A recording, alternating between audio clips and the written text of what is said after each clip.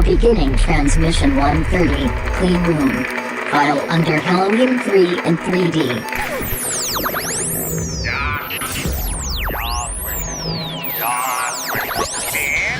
Come on, you fuckers think that just because a guy reads comics he can't start some shit? I'll fucking take all you want! Welcome to this week's episode of the Funny Books and Firewater Podcast. 面白い本と歌手ポッドキャストの今週のエピソードへようこそ。 Ignore her. She drinks. Each week a motley band of comic readers / amateur bartenders attempt to pair cocktails with comic books. 毎週漫画の読者の雑多なバンドはスラッシュアマチュア入札しようと漫画とピアカクテルバーです。 All while trying to not sound like complete morons in the すべ process. ての中にしようとして音ではないような完了プロセスで低能です。 Kind of like a speakeasy kind of thing. It's kind of cool. You can find these idiots on Facebook, Twitter, Instagram, and Tumblr. Facebook、Twitter、Instagram や Tumblr にこれらのバカを検索できます。 No, what? You read too many comic books. We now join Brian, Jeremiah, Adam, and Todd. They're used to curious sights which they attribute to alcoholic delusions. They may be drinkers, Robin, but they're also human beings. I'm too sober for this shit. Here is a drinking game to play while you listen to this episode. Please drink responsibly, and don't take it too seriously. And if you don't like it, blame William. Take a drink anytime Mr. Porg decides to interject himself into the conversation.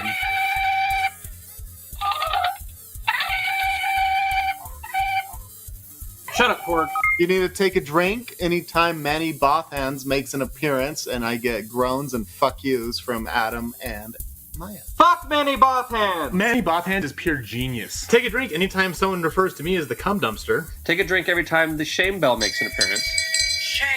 Also, take a drink anytime we act like the member berries from South Park. Remember when they were on South Park? I remember. Yeah, and take a drink every time we do the bad German accent, yeah. Ah, drink, fucker. If you have any suggestions for rules you would like to add, email us at funnybooksandfirewater@gmail.com or use the contact link on our website, funnybooksandfirewater.com. So, you just remind me of an old joke that my buddy told me. I think it was on like high school or just after. Kid goes up to his dad and he's like, "Dad, what's a vagina look like?" And his dad goes, "Well, son, before sex, it looks like this beautiful budding flower." And the kid goes, "Well, what does it look like after sex?" And his dad goes, "Well, son, have you ever seen a bulldog eat mayonnaise?" Oh, God. There was a... There was a great Margaret Cho she did where she was talking about she got to see her a friend of hers give birth, and she was there in the hospital room, and she's like, it was just amazing because it was like, you know, she in a sense was almost God at that moment. She was creating life, and all of a sudden her pussy exploded, and I was like, oh my God, her pussy exploded.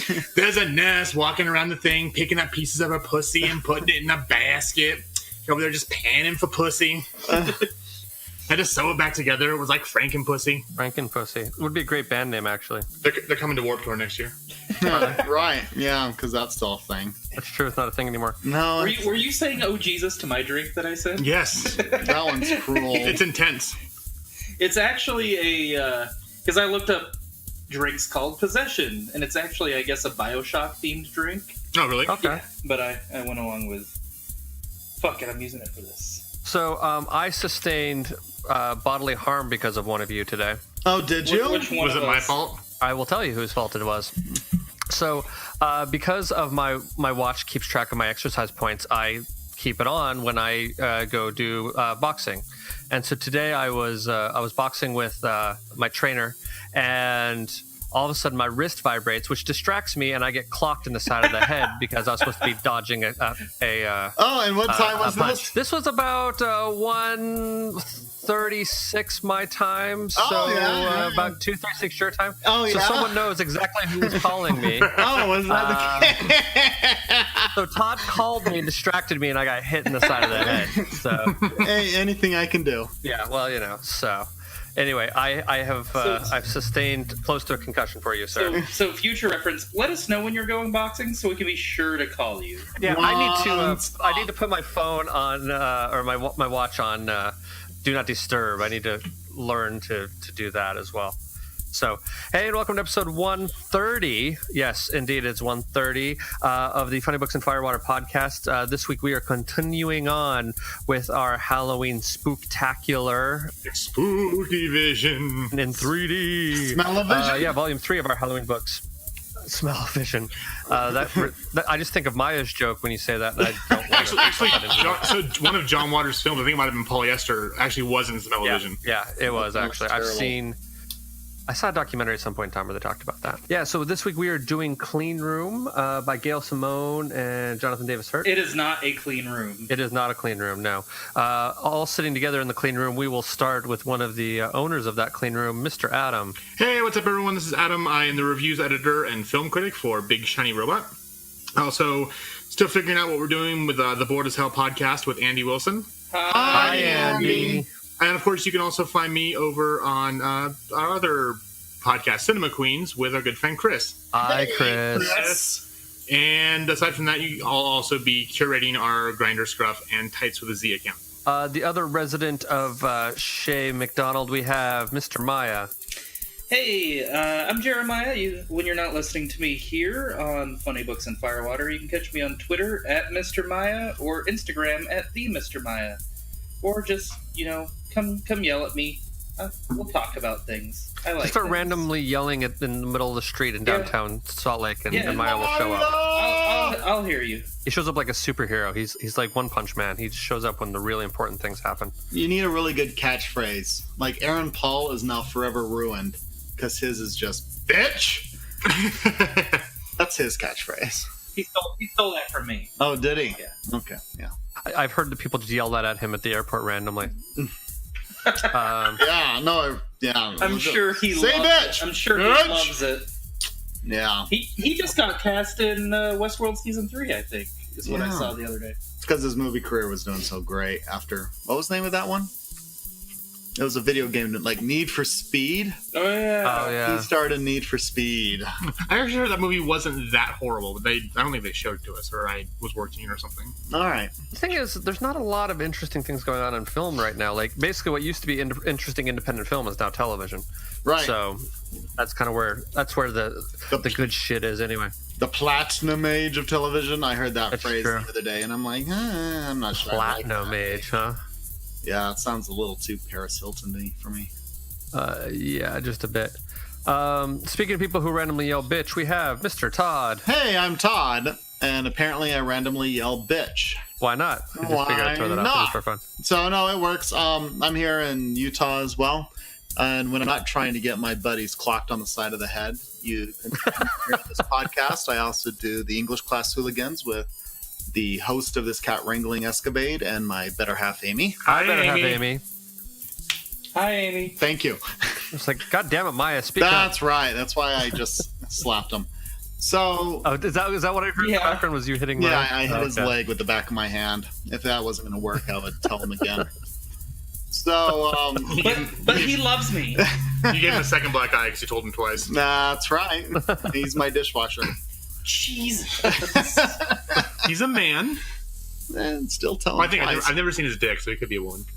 Oh? Oh, no. Sounds like a challenge. Maya! On a rating of 1 to what is that? We have a twoo. It's twoo. Maya. It's Willie Twoo. Oh, it's twoo. So, yeah. So there's that. Todd, Salt Lake, come say hi. Find me on my other shows. We'll have good times. Speaking of which, I got new business cards for that other show. Oh, do you? Today. They arrived in the mail, yes. Our joint business cards for Funny Books and Firewater and English Class Hooligans have arrived. Sounds fancy. They're pretty fancy. There we go. I had personal ones for me as well being made so that because I kept running into people who I was like, oh, I should actually give you my information. So I have business cards for me now as well. So hi. Yeah, hey, Brian, sorry. On a funny side note with business cards, Yeah. my work one is way too colorful and flashy. I'm not a big fan of them. But they are where they are. But there was a talk of one. You're not a fan of colorful, flashy business cards. You're going to hate the ones I made. Well, these are, we'll look at it. Our podcast is one kind of thing. what I do at work is another kind of thing. Okay. Cooking?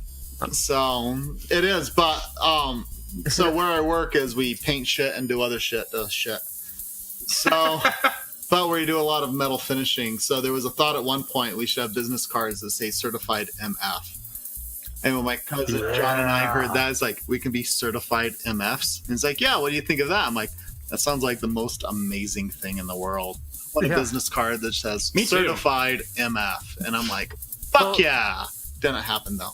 Technically, Todd, after December, you will be a motherfucker. Yeah, sure. But am I certified? Certifiable? I don't know. Certifiable, but no. If that the thing you're on this show, so you're certifiable. That's right. For sure. But a certified MF, I always thought that was kind of cool. So, all right, go back to your introduction. I interrupted. That's all good. Introduction. Yeah, I'm Brian. I'm a sound designer based in Southern California. I have a bunch of shit that I just can't talk about, unfortunately. It's, it's the nature of the gig. Stuff. I do stuff. He does stuff.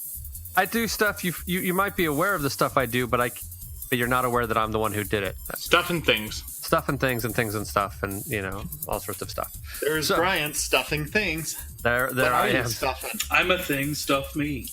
I got nipples. Can you milk me? Yeah. There you go. Let's do it. So, Clean Room. Do we have a brief explanation for this book? So, there's this, and again, this is going to go with one of our upcoming drinking games. Mm-hmm. There's this author, and she wrote this book, and people read the book, and it kind of turns into like a Scientology type thing.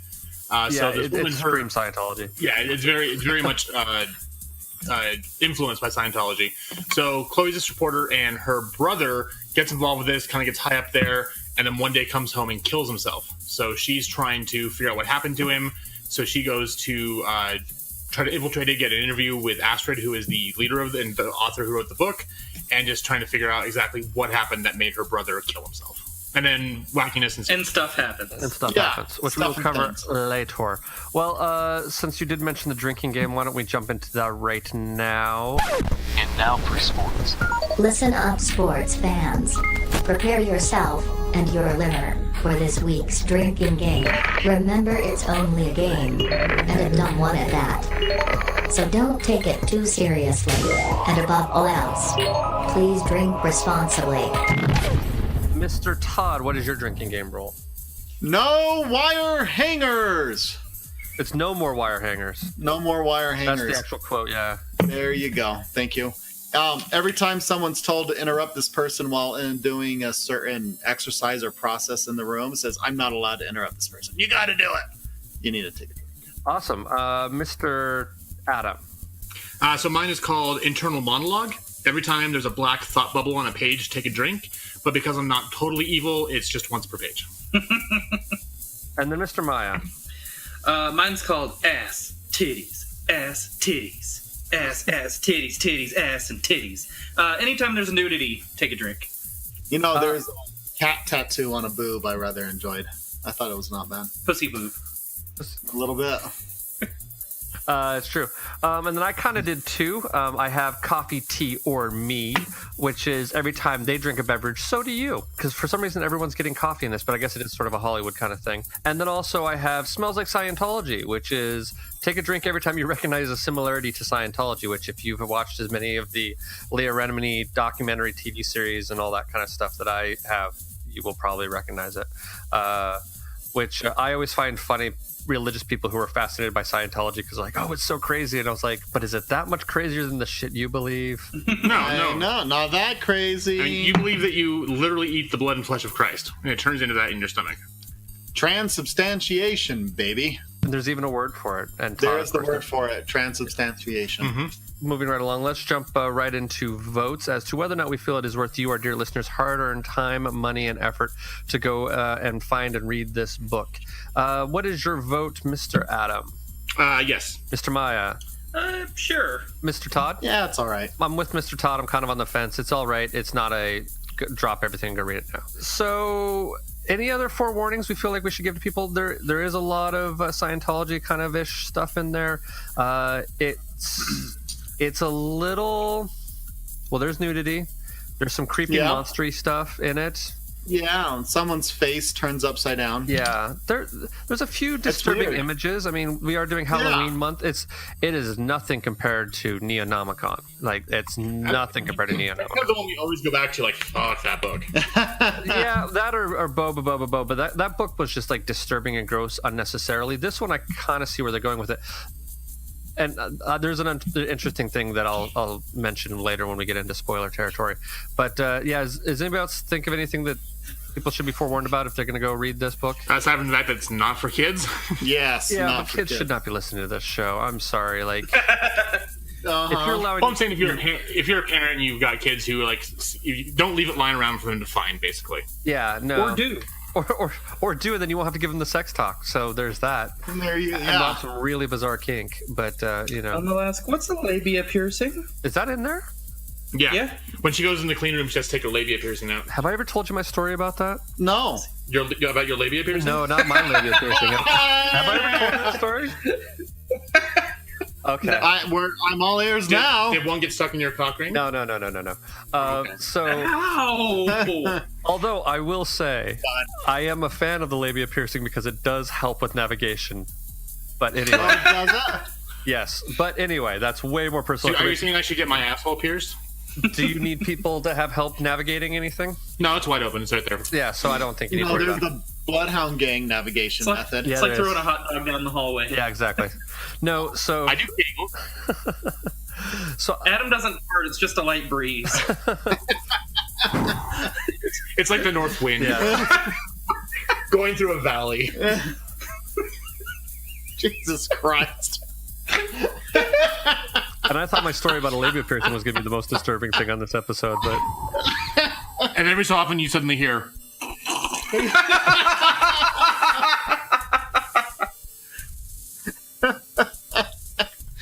Top that, bitch. All right, Brian, your turn. I can't top that. No, go ahead. Your turn, Brian. So which is worse, this conversation or the microwave cum conversation I got in trouble for? I don't know. I didn't hear that one yet. Actually, I'm way behind my podcast. It was just on Cinema Queens, and we were making a joke about it that it loses all its flavor that way. Mm-hmm. And apparently, someone wasn't very happy without that. Took all the flavor out of it. We have to make a hole in the middle so it'll heat evenly. I think I saw that method on Cutthroat Kitchen. That was one of their sabotages. And instead of cream, we took all your fresh cum away and make you use microwave. For all comments, please send them to cinemaqueens@gmail.com. At least we're not that. At least we're not. So clean room. Yes. Clean room. Unlike our talk. Are we ready to take our break? We'll take our break, and while we're on the break, I will tell you the story of the pierced labia, and I will either leave it in or I will cut it out. We'll see which one. I hope you leave all the stuff we just talked about in, because that was comedy gold. That's staying in, because the nice thing about it is I think I cut out the last...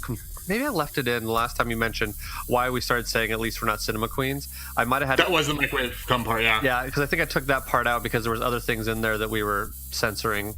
Like personal... Oh, yeah, because it was like personal stuff. Yeah, personal factoids and things like that.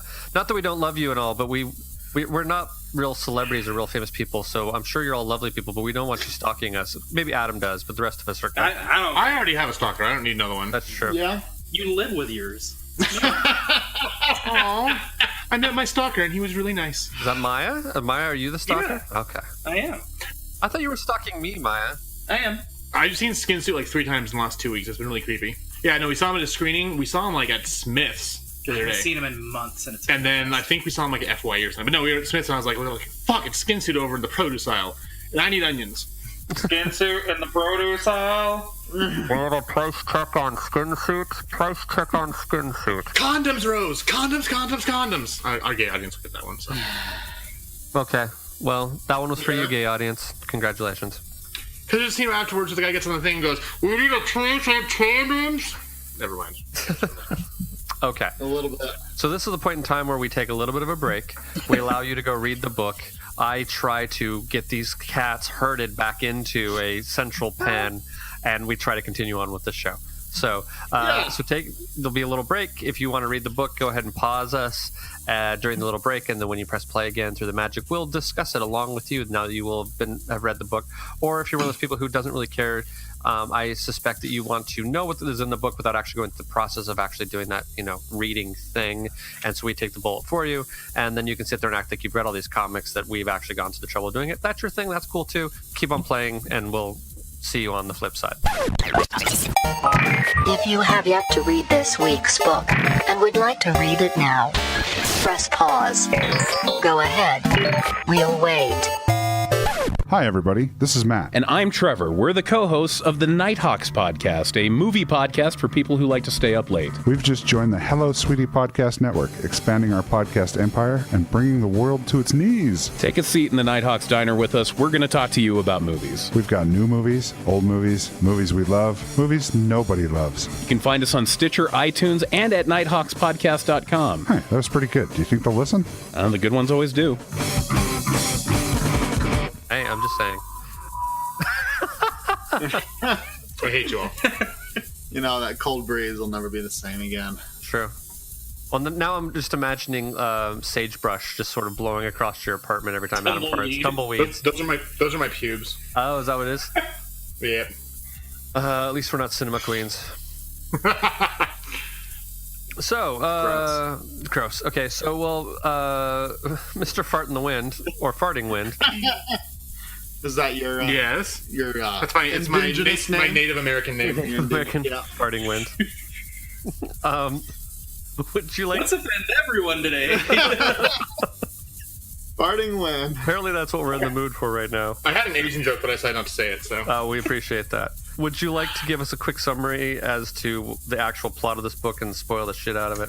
Yeah, so, like Chloe... Well, it starts out that there's this little girl, I think they're in Russia, is this like that? Yeah, I don't remember what city they were in, but she gets... This car comes and, runs over her, and then the guy in the car is like, oh, we got to make sure we did it right, and so backs over her again, and she ends up in the hospital. Mm-hmm.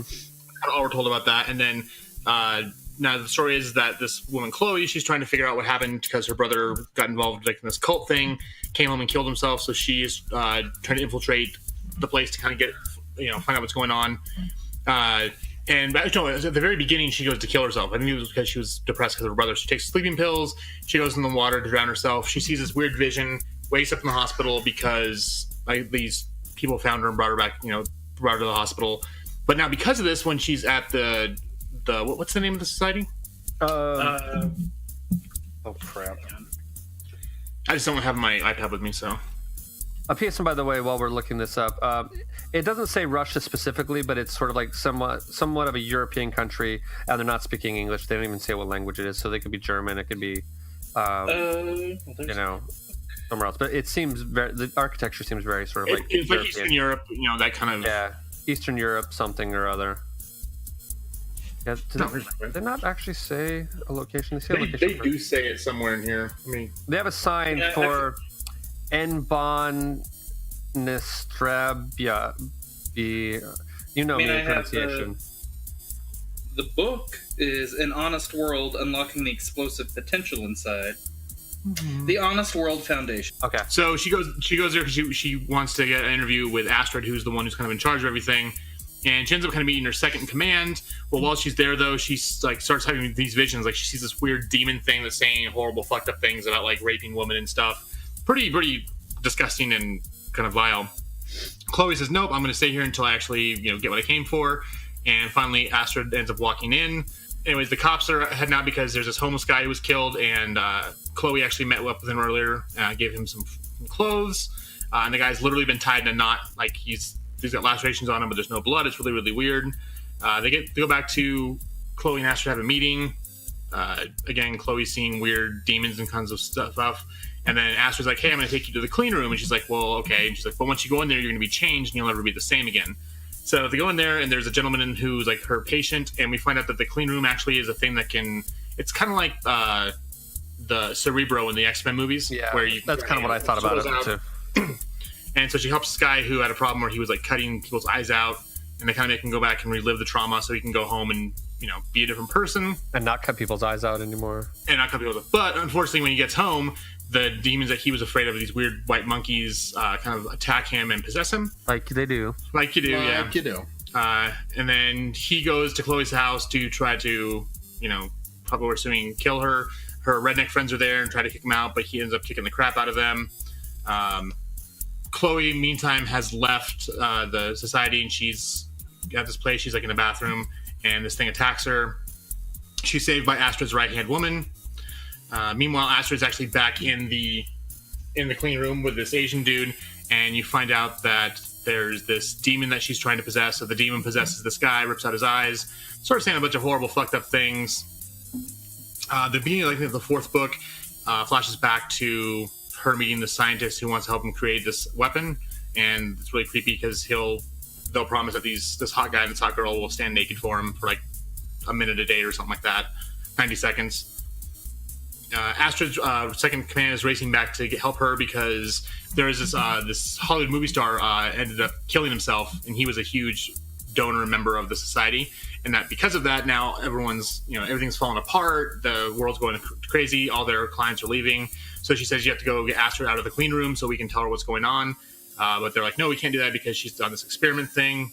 Meantime, this demon's trying to get out, blah blah blah, takes his face, turns it upside down, which is really gross and disgusting. And that's when her like kind of bodyguard in there shoots and kills the thing. Chloe gets back home. There's another demon there. Back in the clean room, the demon that was possessing the Asian guy is now trying to find someone else. There's a bunch of nudity. This weird creature, the demon thing, was awful. Now it's just trying to find a host, so it possesses the guy who got twisted into knots. Back in the clean room, the bodyguard gets possessed by the demon, and so we find out that Astrid has this thing in place that she can say a certain word, and then it'll switch back to a scenario from one of her lieutenants' lives, and actually has like a kill switch on them, so that they'll come back to their senses. We find out there's this guy called the Surgeon who's now coming to do horrible things to Chloe, presumably kill her. We also find out exactly why her brother shot and killed himself. Surgeon shows up. We find out that actually was the doctor who took care of Chloe when she was trying to kill herself. She comes in, she attacks, tries to kill him. He put knives to his head, doesn't kill him, so obviously he's like a demon of some sort. And then Astrid threatens that, so apparently the thing is that there's, whether they're demons, whether they're evil angels, whatever, but they're incarcerated at is this place up in the solar system above the Earth. And so Astrid tells the surgeon that if he doesn't leave, that they are going to blow it up. So he leaves. And then Chloe meets up with Astrid, and they kind of looks like they joined forces to basically fight off these evil demons, whatever they are, which is pretty much what Astrid's whole society is about, was trying to save Earth from these evil demons. Also known as Thetans.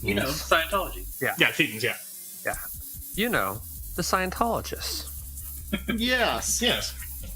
So the Scientology, so obviously I'm not the only one who saw the Scientology connection to it, or was it because I'd mentioned it in a previous episode that there was a lot of Scientology? Oh, no, it was like, I don't immediately Scientology. And I don't even know, like, I'm not even that familiar with much about Scientology, but even I, like, picked up on, like, this is similar. Well, yeah, I mean, there's the whole Hollywood, celebrity connection, and there's the whole author writes a book, and then the book becomes a religion, and then there's, the science fiction sort of thing, and then there's you go up different levels, and they call you different names like pre-emotes instead of like people who are like psychic and stuff. Hers was based off of like chess pieces, wasn't it? Like rooks and queens and so basically, if you were a rook, you were a really important player. Early lieutenants were known as rooks. So so I mean, so there's that connection. The thing I also had just noticed, I was going to see if anybody else noticed this. I thought it was just interesting that there is so much nudity, especially female nudity, in a book written by a woman, and you would almost think that would be not the case. But like this has, I just thought that was really kind of interesting. I don't know if it's just, for the most part, the nudity wasn't meant to be pornographic. No, it's true, and it's not necessarily sexual to a certain extent. I mean, it's manipulative, but it's manipulative. Yeah. It's kind of like the nudity in Westworld. I've only seen a couple episodes, but there is nudity in that, and it's very clinical and detached. Yeah, it was never used to titillate the audience. It was more there to serve a purpose. Titillate. Ass titties. Ass titties. A little bit. Okay, Todd. Well, what are your thoughts? It's interesting going through it is with the artwork and stuff going on, there was definitely gruesome. I mean, you've got this whole sequence where the guy's like, here, let me rearrange my face. And then all of a sudden, peeking through the eyeball slots, you can see the smile and whatnot. And his tongue. Yeah. That was gross. And watching it move and just, I was putting a mental soundtrack. and sound effects into my brain while that was going on. Was your mental soundtrack yakety sax? You know, I can play that song. Oh, that's right. You used to play saxophone. Do you still have a saxophone? I used to. Yeah, I've got like 5 of them. Haven't touched them in 20 years. Now he just plays the saxophone. No, he plays the skin flute. Damn it, that was going to be my joke. Beat you to it, sucker. Drink, fucker. So you've got that going on, and the art was pretty good. And even, so you've got the nudity and whatnot. I even like the little bits where she's got the bleached hair or just the gray spot in her hair. I used to have a blonde streak like that back in the day. You know, when you were in 8th grade and you had the slide. My long hippie hair that I had in 8th grade. I don't know if I ever grew it longer than that. I always wanted to, but I never really grew it longer than that. I refer to that as your denim phase of life. Yeah, sort of.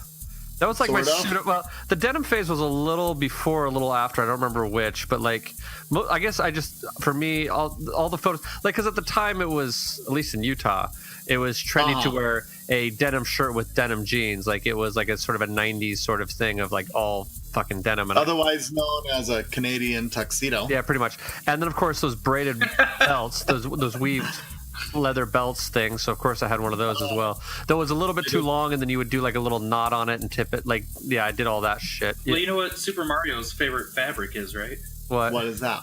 Denim. Get out. Denim. No, I like that joke. That's a joke you can tell your mother. That's cute. That's a joke you can tell your mother. That's the cleanest joke we've ever done on this show. Maybe. Probably. Your mother should not listen to this episode. My mom doesn't listen to this show at all. She disowned me. Good, because don't tell her what station our podcast is on. No, she's actually a really big fan of Hooligans. Actually, 74.2. My mom harasses me when Hooligans hasn't come out for a while. She's like, there hasn't been a new episode in a while. I'm like, I'm working on it, Mom. I'm working on it. It's like when Grandma calls you and she's like, what channel is the Netflix on? Yeah. I used to work doing customer support for a streaming service, and we'd get phone calls asking what channel that we were on. We're on the button. Let's push the button. So, back to the book. It's interesting. So you've got these different characters. You've got a journalist that no longer gives a fuck about everything else in her life. Not a single fuck. So she's going in, it's like, oh, we will make your life difficult. And she just doesn't care.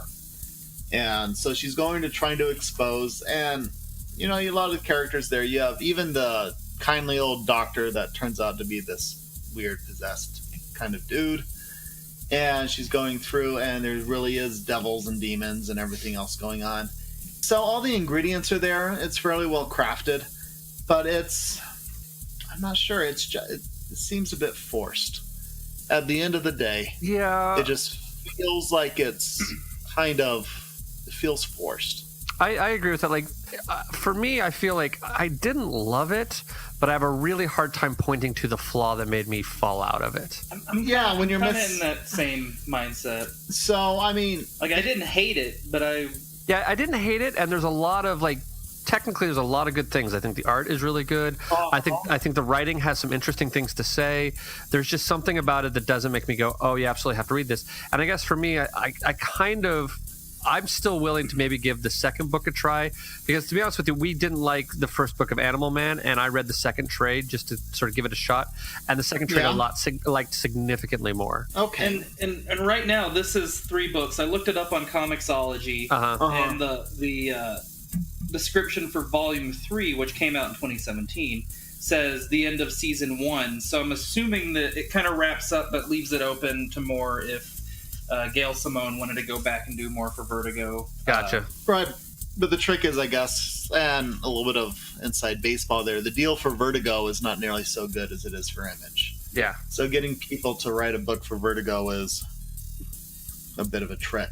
I think a lot of times your Vertigo gig, I'm wondering, I mean, this is me just sort of making an assumption, but I'm wondering if the Vertigo gig is also sort of tied into like a gig with DC in general, like, hey, we'll pay you a bunch for Superman, and we will allow you to publish, a self-published book for that, and we'll pay you a little extra than we normally would for that Vertigo book because you'll do our Superman book for us or whatever. You know what I mean? That might be the case. I mean, Gail Simone is plenty well established. We did her She Birds is. of Prey book back in the day. She's a heavy hitter, you know. She's absolutely. She's a big name, so she's one of those names that, like, if I was flipping through the list of people guests attending a con, I'd be like, oh fuck, I definitely have to go hunt her out. You know what I mean? And get some stuff signed, at least say hey. She was at like New York Comic Con when I was there, but like not on the same days that I was there. But like that would have been one that I would have totally hunted her down and, you know, got her to sign something. So yeah, as it's going through and it's pointing at it, it just seems, and kind of going through, there's a coldness to it, a little bit detached. Yeah. So it's kind of hard for me to get, I guess, invested. And I think that's kind of what they're going for, but like it's almost too effective. Sure. I mean, it's a little bit like David Fincher, master filmmaker, but there is a cold detachment that comes with a lot of his films as you're watching through it. I think the epitome of that is Social Network. Sure, absolutely. That can prove to be a bit of a challenge as I was going through this. I mean, you've got this main character with this very personal vendetta, and yet at the same time, it's how much do I empathize? I guess I'm having a tough time with empathy, or even looking at, they're trying to turn, you've got the person heading these organizations. She got ran over as a kid, and now she's running this shadowy organization. And how much do I even care about her? How much, I'm not sure I got won over with her story. And I think that's the real trick there for this. So, and it's not bad. I mean, I definitely read it. I enjoyed it as I was going through it, but it didn't grab me at the end of the day. Yeah, no, I get that. Mr. Meyer, what are your thoughts? I'm kind of right there with you guys. About halfway through, I kind of figured out that, Chloe and Astrid, by the end of this, like, Astrid's, I kind of figured out Astrid wasn't the bad guy. And I'm like, they'll end up working together by the end of this, and that's kind of exactly where the book left us. But, I mean, to me, it just kind of seemed, the writing itself was solid, but just kind of the progression seemed kind of paint by numbers to me. Like, there weren't any real surprises other than, as far as the actual story goes. But, with the face turned upside down and some of the other stuff, that got me to go, ugh. But no real shockers in there for me.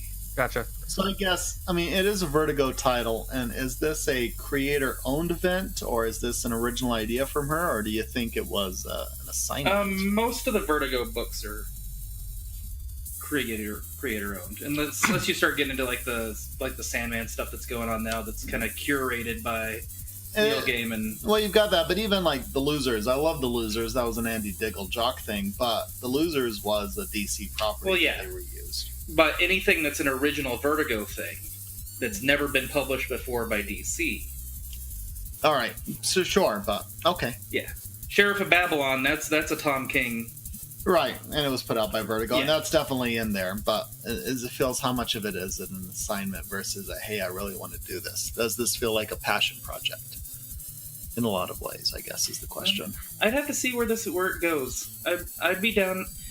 While I said it didn't really wow me, it left enough of an impression on me. I kind of want to read the other 2 volumes just to kind of see where it ends up and where it goes. Sure. And maybe judge it as a whole instead of as a volume 1, volume 2. So are there just 2 more trades and it's done? For the first season, that's what I was saying. That's what I was saying earlier on Comixology. The description for volume 3 says the end of season 1. Oh, okay. So that leaves it open to whenever Gail Simone has time or feels like it, she'll come back and write more. She probably has an idea, I would assume, of where to go after that. But yeah, as of right now, there's 3 trades, but I'm assuming it leaves it kind of open-ended. Adam, what is your thoughts? So I think I'm kind of in the minority here. I actually really, really enjoyed it. I'm not going to say it was a perfect book by any means, but as Todd and Maya said, it was that you kind of saw the twist coming. You kind of knew it was going to end. For me, it was kind of more of a thing of, it's not so much the destination as much as the journey. And it was an interesting way to get there. It was gross. It was kind of over the top, but I had a lot of fun with it. Maybe when I first started, I didn't. I was kind of like, this is okay, whatever. And then as she kind of started getting into the society, meeting Astrid, seeing what the clean room really was, it kind of got its hooks in me, and I was really excited to see where it went and kind of how it got there. it's definitely a perfect book for the month of October because there's like some gross stuff in there. I mean, aside from just the guy turning his face upside down when she can see the demons and hearing the horrible shit they're saying, there's a lot of fucked up stuff in there, and it kind of almost felt like, I don't know if it was just me because we just started watching because as we record this, we just are 1 week into the new American Horror Story. It kind of felt like part of a season of that, like the first episode or so that was kind of introducing you to the story where it was going to go. So it really had that vibe to it, and just because as of right now I'm really on the fence about how I feel about the new American Horror Story, maybe this kind of helps scratch that itch of what I was hoping that would do. So well, and I think similar to that new American Horror Story, like, I'm not in love with this particular volume of the book, but I'm interested enough to give it another, a volume 2 try to see if it pays off. You know what I mean? Like, yeah, me too. And so that's kind of where I'm at. And I think Adam, I mean, not to speak for Maya and Todd, but I kind of get the vibe that they're kind of in a similar place of like, this feels cold and a little disconnected, and like, technically it's well done, but there's just something about it that doesn't totally sing, but maybe that's something of like it's establishing this distant world and then it really starts to kick ass in volume 2 and volume 3 kind of thing. And I'm kind of wondering like if we were to read all 3 volumes at once, or if they eventually released a trade that's all of it in one book, kind of like what they're calling season 1 altogether. Yeah, if that would completely change the way our perspective of the book. Yeah, exactly. And that's kind of why I'm willing to give volume 2 and 3. Yeah, let me actually go. So it was on sale for cheap. It was like $5 in Comicsology for the first one. So I'm just going to hop on while we're talking to see what the other ones are. Well, cool. While you're looking at that, how do people feel about doing some cocktails? Behold, Mr. Boom, we finally fulfill the second half of our title and make with the fire water. Alcoholics transform! We need to get these bitches drunk. That sure smells boo! Yeah, I got one. You got one? Well, then what is it? So mine's called Possession. Just because, we're dealing with demons here. And it's 9/10 of the law. Even though they might be demons of different kinds of demons than what we're traditionally used to. So first, so the drink is called Possession. First, you're going to make an absinthe froth. Like you do. Frothy. Frothy absinthe. That's what that labia piercing's for. And this is in the British measurements. But you're going to take 1 egg white, 25 milliliters of sugar syrup, 25 milliliters of water, 25 milliliters of absinthe. You're going to combine them all in a blender and then whisk it until foam forms. Skin some off, and then you'll add it to the top of the drink, which we'll make here now. The ingredients are, you're going to need 1 bunch of basil, half a lemon, half a lime, 25 milliliters of sugar syrup, and 50 milliliters of Tanqueray gin. Add the basil and lemon half into a cocktail shaker and muddle the two heavily. Next, add a shot of the sugar syrup to the mix, and then add in the Tanqueray gin, double measure, fill it to the top with ice, and shake vigorously. Then strain it through a strainer, forcing out any remaining liquid out of the ingredients, and then serve it in a rocks glass with fresh ice. And then top it off with that absinthe froth. Cool. Wow. Sounds absinthe froth. Really complicated. I don't think my credit score is good enough to have that drink. I know, right? That absinthe froth is just... who likes licorice? I do. Well, Mr. Todd, what is your cocktail? Yes, he does. Well, going through this is once you have a possession, the best way to get rid of a possession is with a good... I was going to say. or penicillin. Oh. So my drink is the penicillin. Okay. So it's a Scotch, it's a whiskey mixed drink. So what this is, it's 2 ounces of a Famous Grouse blended Scotch. You've got 1 ounce of fresh lemon juice, 1 ounce of ginger honey syrup. So you want to add those all together in a shaker. You shake the shit out of it, put it in a rocks glass, and then after you've done that, strain. And you want to float some Lafroig, Rouge. I can't. Oh, that's a whiskey. Yeah, it's a whiskey. It's an Irish whiskey. Yeah. Right. You want to float that Scotch sitting on top of it. So you have the initial mixture at the bottom, and then you've got the Scotch and lemon juice and ginger, and then this other blended Scotch sitting right on top. Can you send that to me so I spell the name of that scotch correctly? Because I'll fuck it up. Well, I can't even say it right. So I know, but I've read it. Reasonable.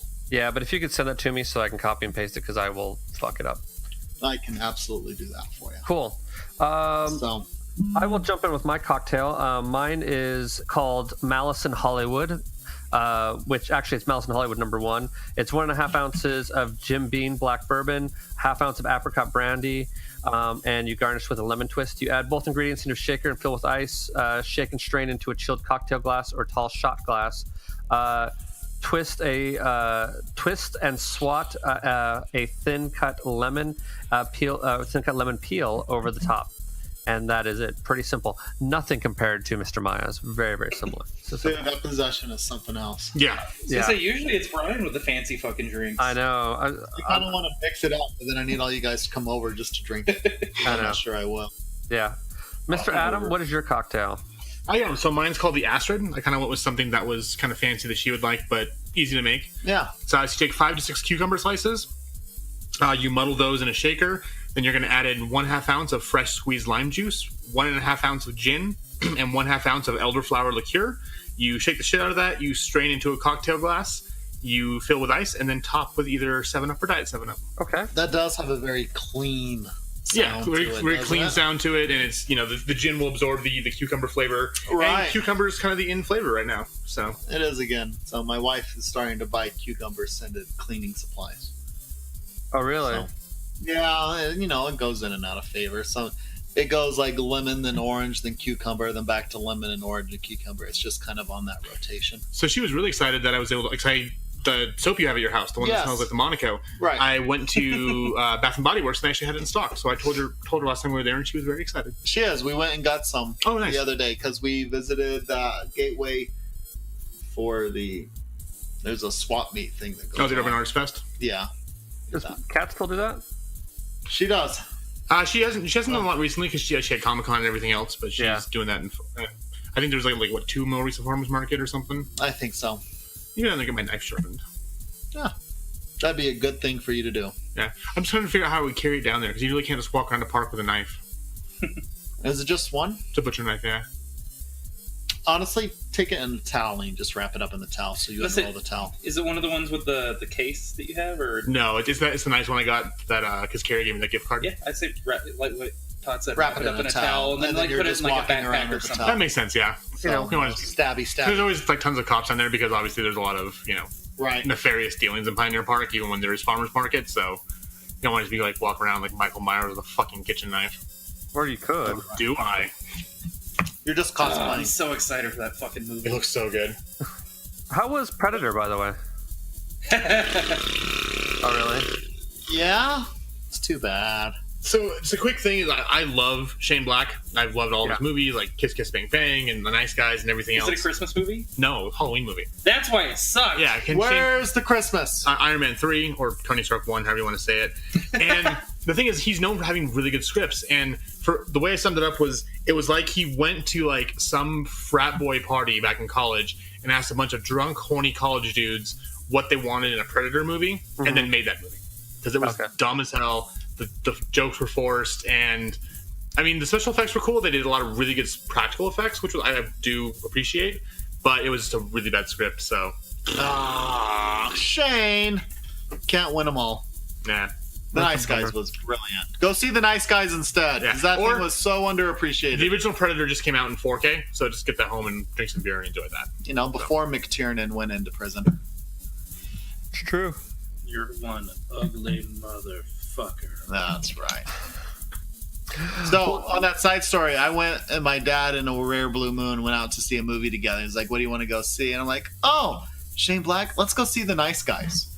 Yeah, fantastic. It's a wonderful movie. However, The Nice Guys takes place in LA during the 70s, and the porn scene is among it. And my conservative father thought it was funny, but felt like he couldn't laugh because it was going against. So he's like, I'm not quite sure if this is really funny or not. Was he covering his eyes? A little bit. But Ryan Gosling's character, because his daughter was like, Dad, there's whores and stuff going on. He's like, don't say and stuff, just say there's whores here. I love that line. Yeah, it's great. The Nice Guys is a fantastic movie. There's the running gag of Ryan Gosling getting punched in the nose like every 5 minutes. Yeah, and falling. Yeah. Yes, it was great. Go see The Nice Guys instead of Predator. That's too bad. Well, cool. Does anybody else have anything they want to add before we do some final grades and put a fork in the sucker? I think I've said what I wanted to. Yeah. Okay. Jamie, school is never a waste of time. Since we have 15 minutes until recess, please put down your pencils and stare at the front of the room. It's report card time. It's report card time. It's report card time.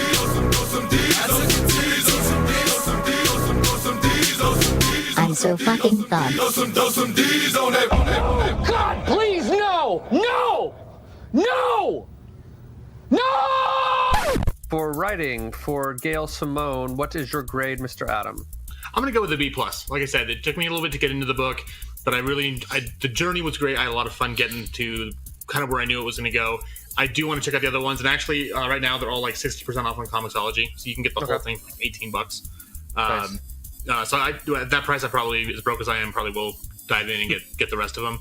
But no, it was a lot of fun, and I kind of like the fact that, Gail Simone as a female writer, can kind of have some over-the-top sexual stuff in there that you wouldn't, people think, oh, it's a woman, she can't write like that. Well, no, she's allowed to write however she wants, and just kind of shows that she can do a book that has mature themes and does a great job at it. For me, it wasn't a thing of she can't write like that. I just thought it was interesting that she did something that I don't see very many male authors being able to pull off. You know what I mean? That was more my point. I wasn't saying you said she couldn't do it. I just said that I think a lot of times other people think that, because you're a woman, you have to do you're expected to do certain things. No, it was a thing that I've noticed a bit, is that I've just noticed that women sometimes use nudity in a different way than men do in their writing, for film, for anything. The thing I think is interesting is that I feel like women's use of nudity can be more disturbing than what men do. You know what I mean? Mm-hmm. Because I think in this particular book, not in just in general, but like in this book and in I think as we mentioned, like Westworld, it's a dehumanizing thing is what the nudity is really used for. You know what I mean? It's not a sexy thing. It's a dehumanization thing, which is what I think adds a creepy factor to it in this particular case. Yeah, and oftentimes when like men are directing or writing something, there's always like if there's like a woman in a swimsuit, you get the lingering gaze on like her breasts or her butt, because that's what guys want to look at. And I've noticed that with female. I was gonna say, just see Transformers, Megan Fox leaning over the and then go watch Wonder Woman with Patty Jenkins directing, and like yes, they're a very gorgeous woman, and it's kind of without revealing clothing, but it's never sexualized. It's just like this is what it is. So no, for sure, Mr. Todd. For writing, the thing is, I didn't get one over. And I can't decide if the art was good, but I'm not sure if it was the art or the writing that didn't win me over. So I'm going to give it a C+. Okay. Mr. Maya. I'm going to give it a provisional B- and read the rest and then kind of judge it as a whole. Because now that I know that it's like all 3 volumes of the trades are technically one chapter of the story or one act. I kind of want to read it that way and see. So I'm going to give it a provisional B-. Yep, and I'm going to sit there with you also with the B-, sort of similar reasons. Similar reasons to you and Todd. I felt like the writing was good. I just wasn't completely won over by it, but I'm not exactly sure what that was. And so then for art, for Jon Davis-Hunt and Quentin Winter. Are you sure it's not Michael Hunt? No, it is not Mike Hunt. I'm looking for Mike Hunt. What is your grade, Mr. Maya? I'm going to go with a B+. I thought it was solid. I thought it conveyed the story well with the art. Like, I was never lost. It moved the story along. He's got the artists here really know how to draw creepy well. Mm-hmm. And no, I'm going to give it a solid B+. Cool. Mr. Todd. I'll give it a B. What they did to do a good job about it is the characters themselves had great detail. And they balanced back and forth between detailed backgrounds and very vague backgrounds, depending on the situation. And I think they did that to great effect and balance. Sometimes it's like, oh, they were rushing here, so let's skip the background.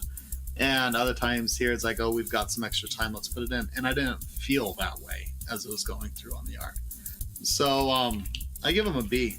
So they went through, they had the balance, they did creepy, they did normal, not just creepy, and they showcased a lot of talent coming through on this. They did a good job. Cool. So, and they also, like, with their positioning and the figures, it wasn't a lot of repeated just like headshots or lower things. I mean, they were all there, but it's like the camera was down from below, then it was from above, you had your close-ups and your pull-out. So, I mean, it was a very well executed and thought out layout and drawing. So yeah, give it a B. Cool. Mr. Adam.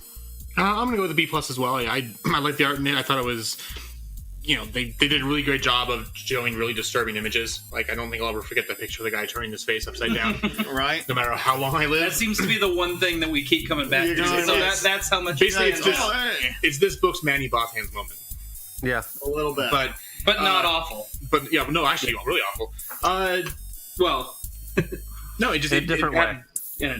Yeah, I enjoyed every page. It kind of reminded me, again, I don't know what it is, but the last couple of books remind me of Crossed a bit, like the way the art's gone through, and so sure, I can see that. So it kind of reminded me of that, and that was actually one of my, as fucked up as it is, one of my favorite horror comics. So anything that makes me think of at least the first graphic novel of Crossed, I'll always put a point in its favor. And it drawn by Jason Burrows, who also did your favorite. Yeah. Fuck that. And I will also go with a B. I don't have anything else to add to that. So for overall grade, what say you, Mr. Todd? It's that C+. And the thing of it is I'm not rushing to go get the next one. I'm going to wait for you guys, and you're going to have to convince me.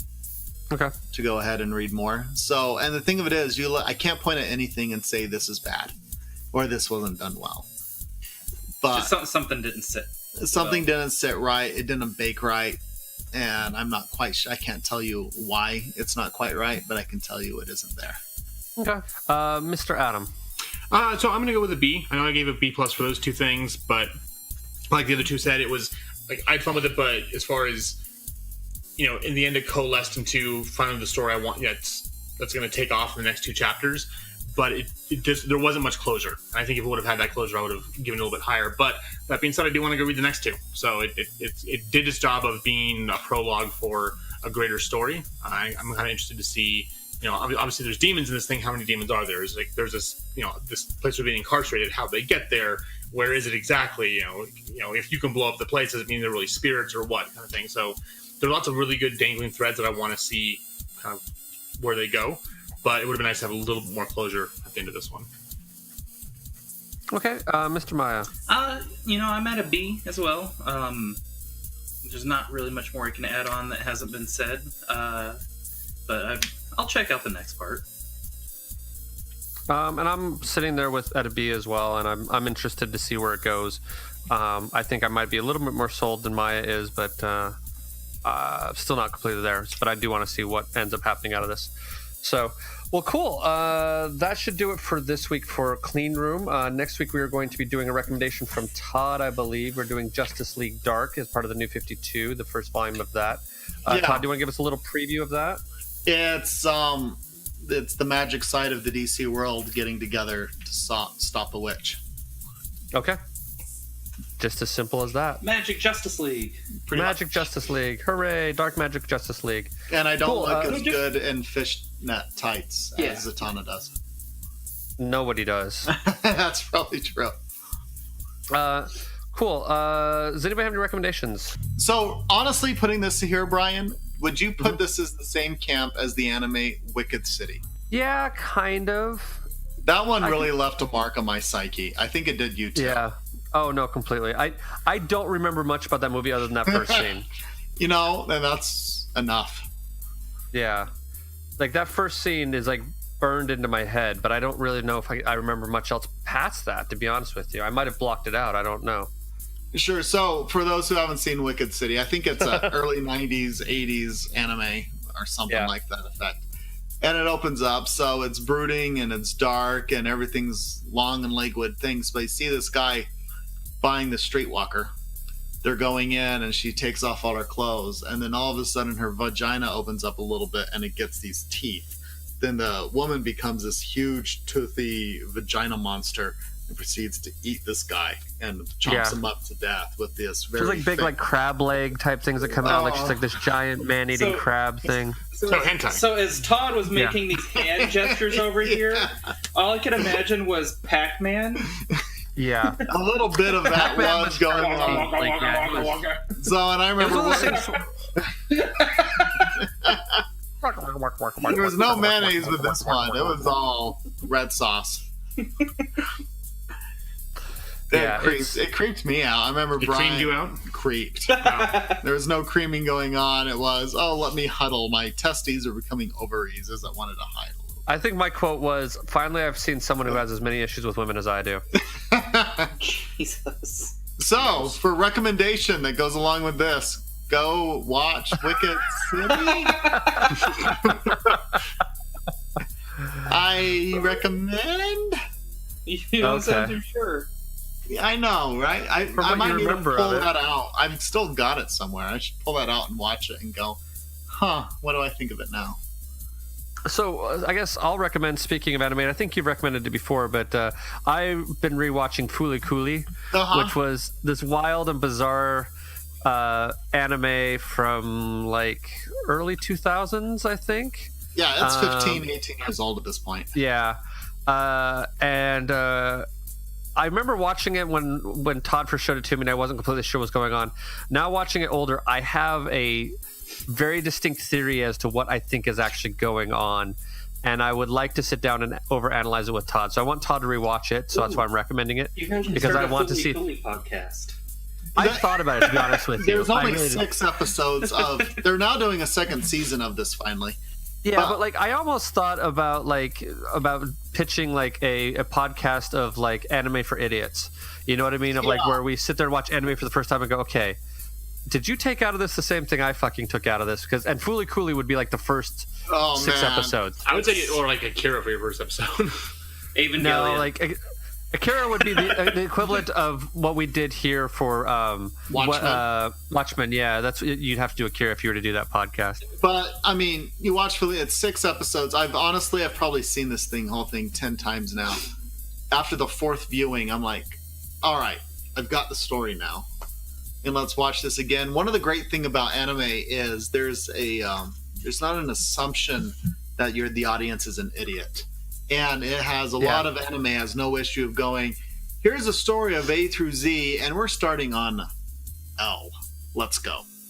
Mm-hmm. And it's kind of a pickup point and whatnot, and you're going right through there. And it's it can be fascinating and fun to watch. And then there's the Japanese people made this.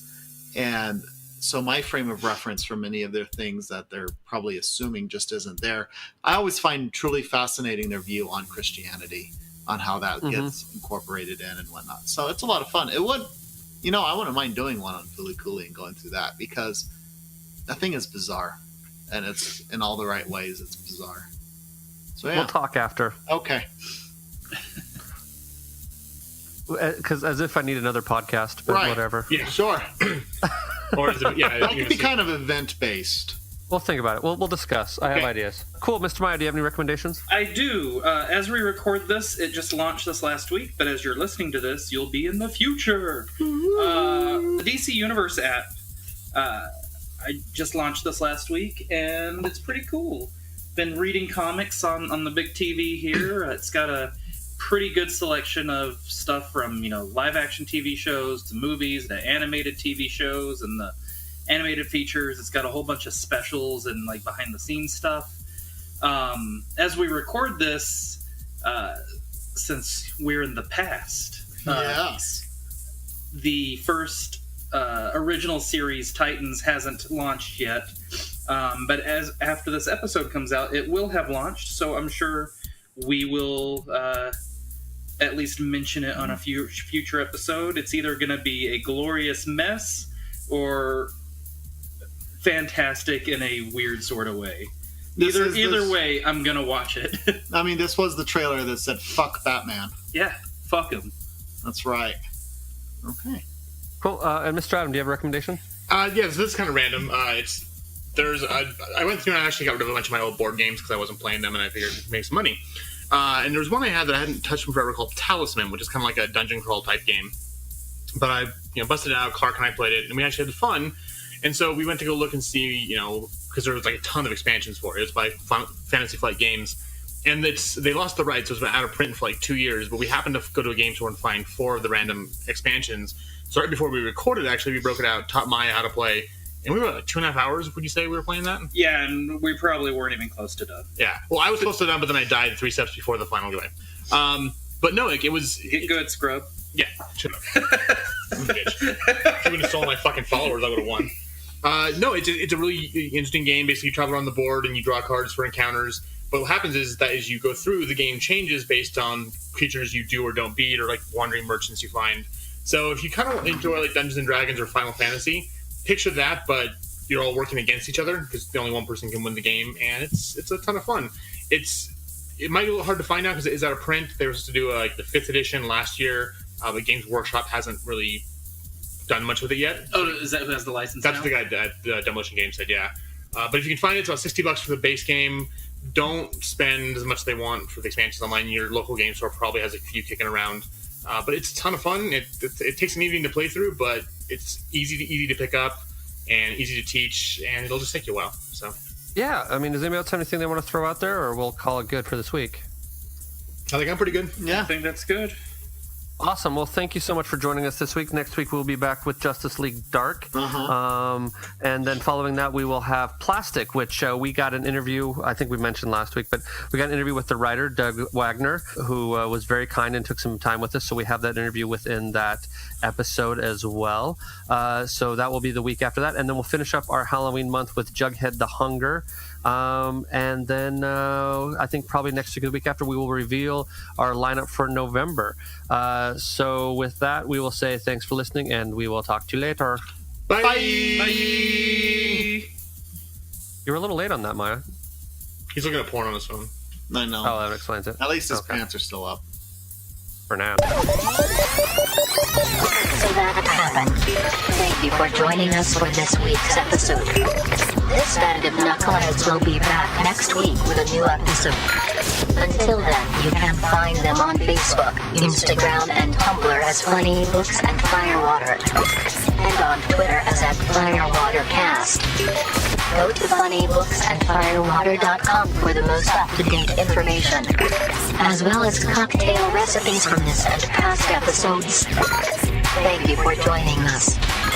And until next week, support your local comic shop, tip your bartender well, and stay hydrated.